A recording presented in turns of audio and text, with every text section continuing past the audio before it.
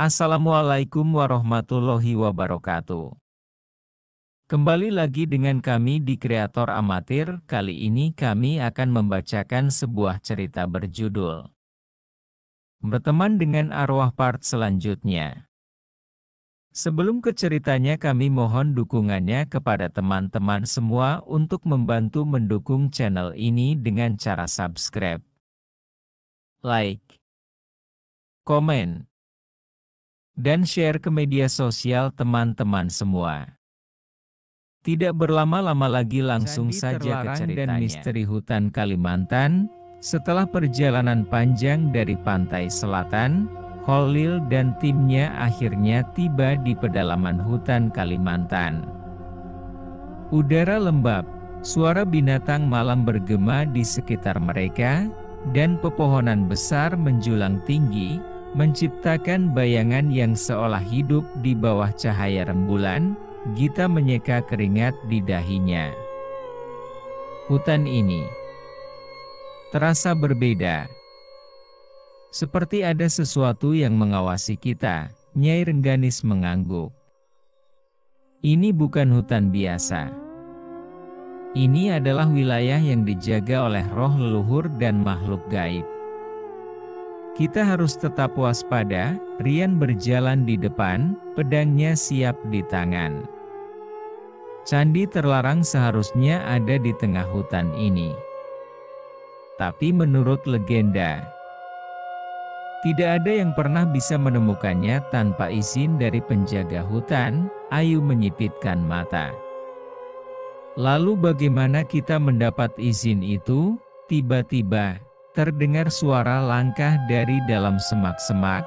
Dari bayangan pepohonan, muncul seorang pria tua dengan tatapan tajam. Jubahnya sederhana, tetapi auranya penuh wibawa. Ia memegang sebuah tongkat kayu yang ujungnya bercahaya samar. "Kalian mencari candi terlarang?" tanyanya dengan suara berat. Khalil menatapnya dengan hormat. "Ya.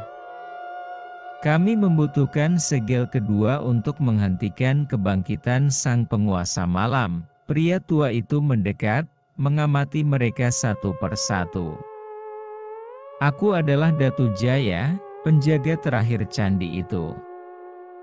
Kalian memang bisa menemukannya, tapi tidak akan bisa masuk tanpa melewati ujiannya." Hasans menelan ludah. "Ujian apa?" Datu Jaya menatap langit yang semakin gelap. "Candi itu memiliki roh penjaganya sendiri. Untuk masuk, kalian harus membuktikan bahwa kalian memiliki keberanian, kebijaksanaan, dan hati yang murni." Ia mengetukkan tongkatnya ke tanah, dan seketika, kabut tebal muncul, menelan seluruh hutan. Saat kabut menghilang, mereka kini berdiri di depan gerbang batu raksasa yang penuh dengan ukiran kuno. Candi terlarang telah muncul. Gerbang candi dan 3 ujian. Datu Jaya berdiri di depan gerbang. Ujian pertama adalah keberanian. Di balik gerbang ini, kalian akan menghadapi sesuatu yang paling kalian takuti. Jika kalian ragu, maka candi akan menolak kalian selamanya. Rian menghunus pedangnya. "Kita sudah sejauh ini. Tidak ada alasan untuk mundur." Khalil mengangguk. "Baik. Kita hadapi ini bersama." Datu Jaya mengetukkan tongkatnya sekali lagi, dan pintu gerbang terbuka perlahan, mengeluarkan cahaya merah dari dalam. Satu persatu, mereka melangkah masuk, menuju ujian pertama, dan pintu itu menutup di belakang mereka, mengurung mereka dalam kegelapan.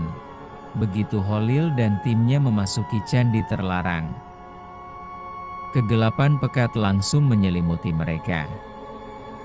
Udara berubah dingin, dan suara langkah kaki mereka bergema di ruangan kosong. Hasans menelan ludah. "Aku tidak bisa melihat apa-apa."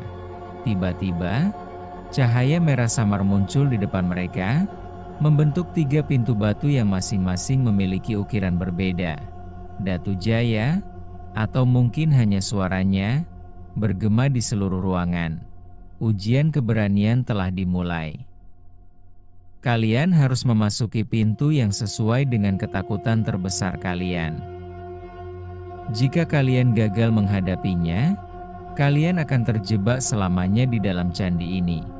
Holil menatap sekeliling. Kita harus menghadapi ketakutan kita sendiri.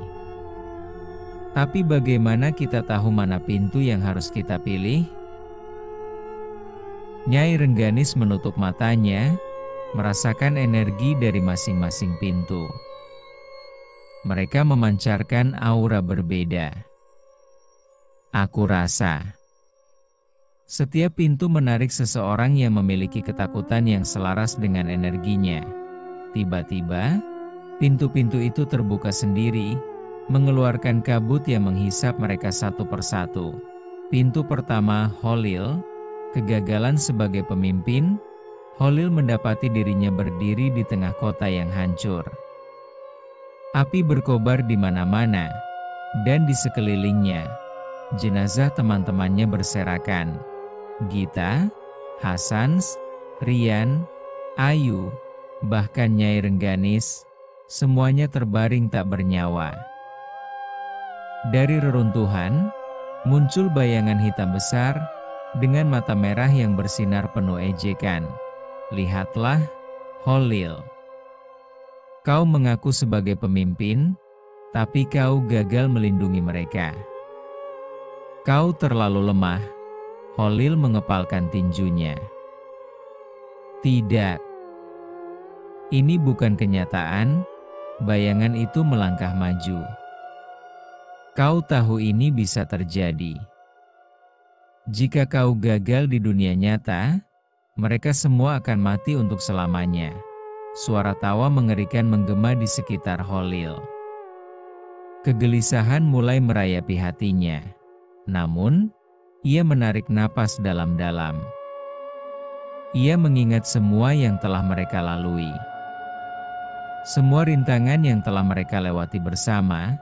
Holil menatap bayangan itu dengan penuh tekad. Aku tidak akan membiarkan itu terjadi. Bayangan itu mendesis. Kita lihat saja nanti. Seberkas cahaya putih muncul, membakar bayangan itu hingga lenyap. Kota yang hancur di sekelilingnya menghilang, dan Holil kembali berdiri di lorong candi. Ia telah lulus ujiannya. Pintu kedua, Gita. Takut akan kegelapan, Gita terjebak dalam ruangan yang benar-benar gelap. Tidak ada suara, tidak ada cahaya, namun dari kejauhan ia bisa mendengar bisikan, "Kegelapan adalah rumahku." Kau tidak bisa lari. Gita mulai panik. Ia selalu takut akan kegelapan total. Sejak kecil, ia merasa bahwa sesuatu selalu mengintainya dari dalam bayangan. Tiba-tiba, ia merasakan sesuatu menyentuh bahunya. Ia menoleh. Tapi tidak ada siapa-siapa. Suara itu kembali berbisik, kali ini lebih dekat. Serahkan dirimu. Kau milikku sekarang. Gita menutup matanya. Ia ingat saat-saat di mana ia telah melawan ketakutannya. Saat ia membantu arwah-arwah penasaran, saat ia menatap wajah makhluk gaib tanpa gentar, ia mengambil napas dalam dan berbisik pada dirinya sendiri.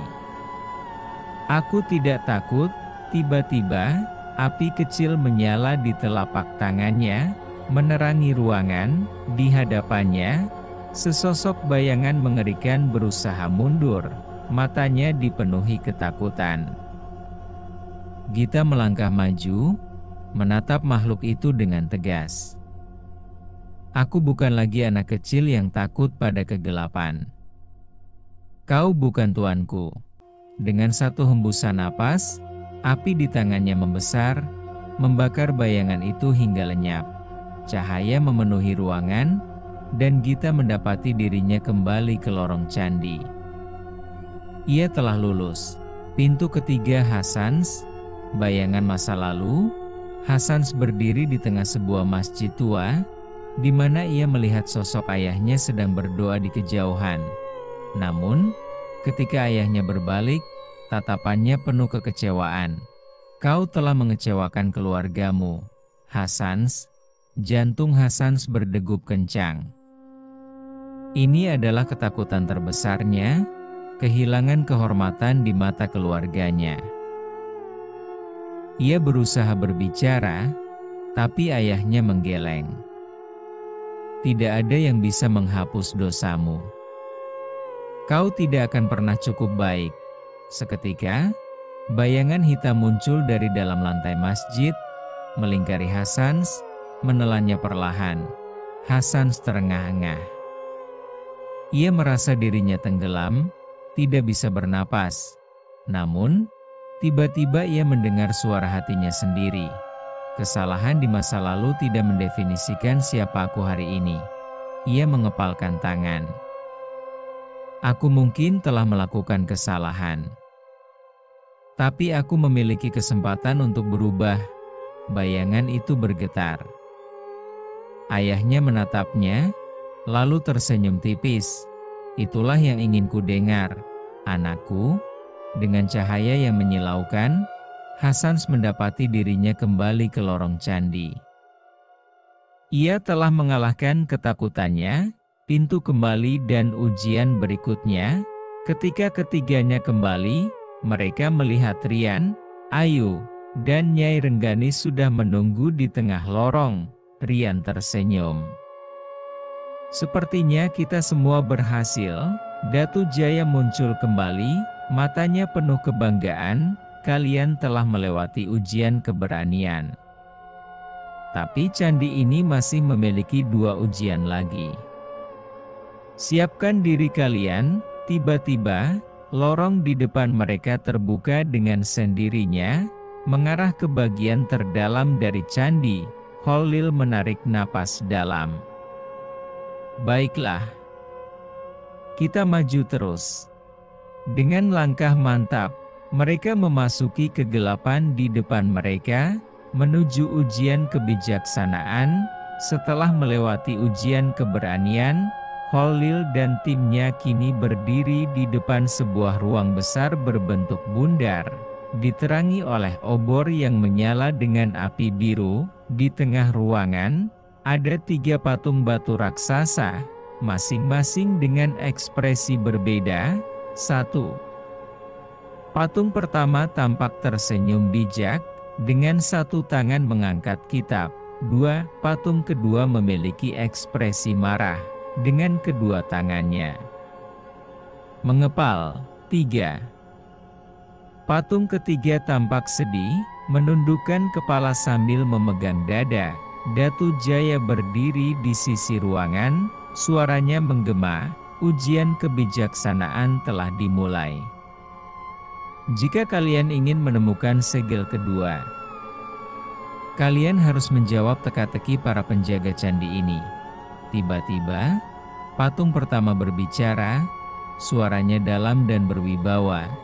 "Di dunia ini, ada sesuatu yang lebih kuat dari pedang, lebih tajam dari pisau, dan lebih berbahaya dari racun. Apakah itu?" Rian berpikir keras. "Mungkinkah ilmu sihir?" Nyai Rengganis menggeleng. "Tidak. Ini bukan tentang kekuatan fisik." Gita tersenyum tipis. "Aku tahu jawabannya." Kata-kata patung pertama bersinar. "Benar. Kata-kata bisa menginspirasi atau menghancurkan. Jawabanmu membuktikan kebijaksanaanmu." Patung kedua lalu berbicara. Seorang pria miskin memiliki 3 koin emas. Ia ingin memberi masing-masing dari 3 anaknya jumlah yang sama, tetapi tetap memiliki 1 koin tersisa. Bagaimana ia melakukannya? Hasans menggaruk kepala. Itu tidak mungkin. Jika dia membagi 3, pasti ada yang kurang. Holil tersenyum. Tidak. Pria itu tetap memiliki 1 koin tersisa karena dia memberikan 1 koin kepada masing-masing anaknya, dan koin terakhir ia simpan untuk dirinya sendiri. Patung kedua bersinar. Benar. Kebijaksanaan adalah tentang melihat dari sudut pandang yang berbeda. Patung ketiga berbicara, apa yang semakin besar jika dibagi, tetapi akan lenyap jika disimpan sendiri? Ayu berpikir keras.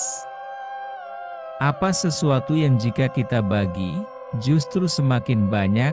Gita tersenyum. Cinta dan ilmu. Semakin kita berbagi, semakin besar nilainya. Patung ketiga bersinar terang, dan ketiga patung itu bergerak ke samping, membuka jalan menuju ruang berikutnya.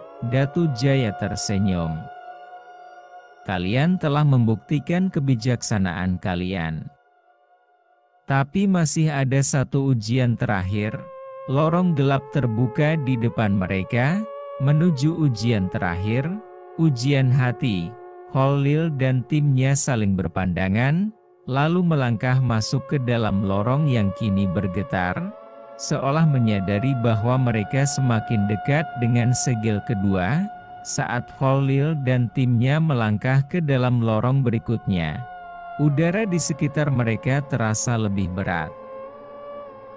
Dinding batu di sepanjang jalur mulai bersinar dengan cahaya redup, menampilkan ukiran-ukiran kuno yang menggambarkan kisah para petualang yang gagal melewati ujian ini. Di ujung lorong, mereka tiba di sebuah ruangan luas yang dipenuhi dengan cermin-cermin raksasa. Tiba-tiba, suara Datu Jaya kembali bergema. Ujian terakhir adalah ujian hati. Tidak ada teka-teki atau musuh untuk kalian lawan, hanya diri kalian sendiri. Di depan kalian ada cermin jiwa. Masing-masing dari kalian harus melihat ke dalamnya dan menerima kebenaran tentang diri kalian sendiri. Jika kalian menolak atau menyangkalnya, cermin akan menelan kalian ke dalam kegelapan. Gita menelan ludah. Jadi, kita harus menerima diri kita sendiri. Baik sisi terang maupun sisi gelap. Datu Jaya mengangguk. Benar. Karena hati yang tidak jujur tidak akan pernah mampu mengemban tanggung jawab besar. Holil dan timnya saling berpandangan, lalu satu persatu mereka maju ke depan cermin jiwa masing-masing. Holil, bayangan kepemimpinan. Saat Holil berdiri di depan cermin, ia melihat dirinya sendiri. Tetapi berbeda, versi dirinya di dalam cermin mengenakan baju besi hitam, dengan mata penuh kemarahan dan kesedihan. Lihat dirimu, Holil. Suara cermin itu dalam dan penuh ironi. Kau memimpin mereka, tapi pada akhirnya, kau akan membawa mereka menuju kehancuran. Holil mengepalkan tangannya. Itu tidak benar. Aku akan melindungi mereka. Bayangan di dalam cermin tersenyum sinis. Benarkah? Bagaimana jika kau gagal? Bagaimana jika mereka mati karena keputusanmu? Sejenak, keraguan menyelimuti hati Holil. Tapi lalu ia menarik napas dalam. Aku tahu risiko yang kuambil, tapi aku akan terus berjuang. Aku lebih memilih gagal dalam mencoba daripada diam dalam ketakutan. Bayangan itu menatapnya lama, lalu tersenyum tipis sebelum menghilang. Cermin jiwa bersinar, dan Holil dinyatakan lulus. Gita, dosa masa lalu, di dalam cerminnya, Gita melihat dirinya sendiri berdiri di tengah kegelapan, namun, di sekelilingnya, banyak tangan kurus mencoba meraihnya. dengan tatapan penuh kepedihan, "Kau tidak bisa menyelamatkan kami, Gita." Suaranya datang dari bayangan yang berbentuk arwah-arwah yang pernah ia temui dalam petualangannya, beberapa yang berhasil ia bantu, dan beberapa yang tidak bisa ia selamatkan. Gita menggigit bibirnya. "Aku sudah berusaha. Aku tidak bisa menyelamatkan semua orang," salah satu bayangan mendekat. "Tapi rasa bersalahmu akan terus menghantuimu. Sampai kapan kau akan membiarkan dirimu terperangkap dalam penyesalan?" Gita terdiam, lalu menutup matanya sejenak. "Aku akan terus membantu mereka yang masih bisa kuselamatkan. Aku tidak akan membiarkan masa lalu menghentikanku untuk bergerak maju."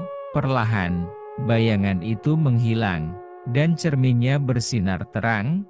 Gita lulus, Hasans. Keputusan yang harus diambil. Di dalam cermin, Hasans melihat dirinya berdiri di antara dua jalan. Di satu sisi, ada cahaya terang, melambangkan kehidupan sebagai seorang biasa, meninggalkan semua ini dan kembali ke kehidupannya yang damai. Di sisi lain, ada kegelapan dan api, melambangkan jalannya sekarang, penuh bahaya, tetapi juga penuh dengan kesempatan untuk melakukan sesuatu yang lebih besar. Suaranya sendiri terdengar dari dalam cermin. "Apakah kau yakin dengan jalan yang kau pilih? Kau masih bisa kembali." Hasans tersenyum kecil. "Jika aku ingin kembali, aku sudah melakukannya sejak lama. Aku memilih jalan ini, dan aku akan menanggung semua risikonya." Cerminnya bersinar terang, dan jalannya kini semakin jelas. Hasans lulus, kebangkitan segel kedua. Setelah semuanya selesai, ruangan mulai bergetar. Cermin-cermin pecah, dan dari tengah ruangan, sebuah altar batu naik ke permukaan. Di atasnya, sebuah segel berwarna biru berkilauan melayang di udara. Datu Jaya muncul kembali, kali ini dengan ekspresi bangga. "Kalian telah lulus semua ujian. Segel kedua kini menjadi milik kalian." Holil maju dan mengambil segel itu. Begitu ia menyentuhnya, gelombang energi biru menyelimuti tubuhnya, lalu menyebar ke seluruh timnya. Tiba-tiba, suara gemuruh terdengar dari luar. Datu Jaya menyipitkan mata. "Cepat! Sang penguasa malam sudah menyadari keberhasilan kalian. Dia akan mencoba menghentikan kalian sebelum kalian bisa pergi dari sini." Holil memasukkan segel kedua ke dalam jubahnya. "Baik, kita harus keluar dari sini dengan cepat." Mereka berlari keluar dari ruangan, melewati lorong-lorong candi yang mulai runtuh. Di luar, langit telah berubah menjadi merah darah. Dari jauh, di tengah hutan Kalimantan, sesosok makhluk berwujud bayangan raksasa dengan mata merah menyala mulai bangkit. Sang penguasa malam telah menyadari ancaman mereka. Petualangan mereka belum berakhir. Yang lebih besar sedang menunggu. Bersambung. Terima kasih kepada teman-teman semua yang sudah menonton dan menyimak juga mendengarkan cerita ini. Wabillahi taufiq wal hidayah. Wassalamualaikum warahmatullahi wabarakatuh.